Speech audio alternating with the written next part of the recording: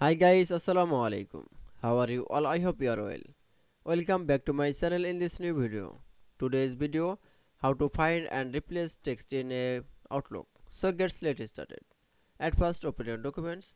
Firstly, going to the home menu option and click for the three dot option and click for the editing option and click for find option and select for searching a any word internet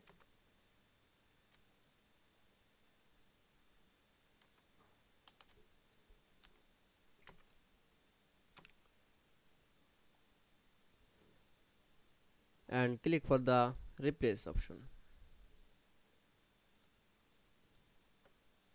Replace option is the and click for the replace all.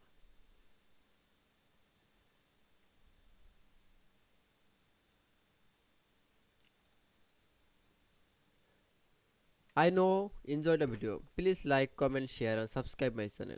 Thanks for watch my video.